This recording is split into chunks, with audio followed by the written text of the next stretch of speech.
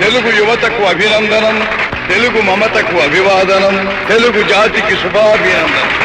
ఈ తెలుగుదేశం శ్రామికుడి చెమటలో నుంచి, కార్మికుడి కలిగిన కండరాల్లో నుంచి, రైతు కూలీల రక్తంలో నుంచి ఘన కీర్తి సాంద్ర విజితాఖిలాంధ్ర జనతా సుధీంద్ర.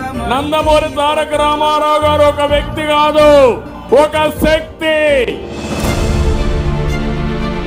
మళ్ళీ నాకు పునర్జన్మ అంటూ ఉంటే తెలుగు గడ్డపైనే పుట్టాలని భగవంతుని మనస్ఫూర్తిగా కోరుకుంటున్నా.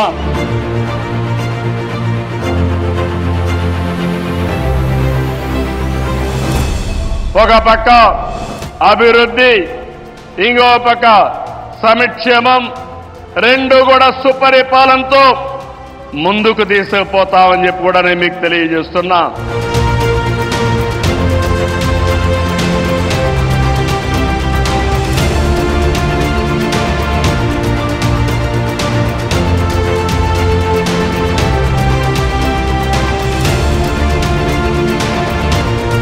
ప్రపంచంలో 30% అగ్రస్థానంలో తెలుగు జాతి ఉండాలి.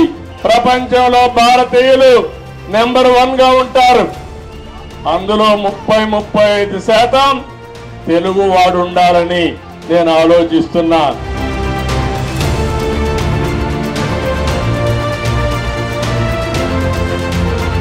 పార్టీ పెట్టడానికి హిస్టరీ ఉండాలా, పార్టీని సమర్థవంతంగా నడిపించేదానికి క్యాలిబర్ ఉండాలా.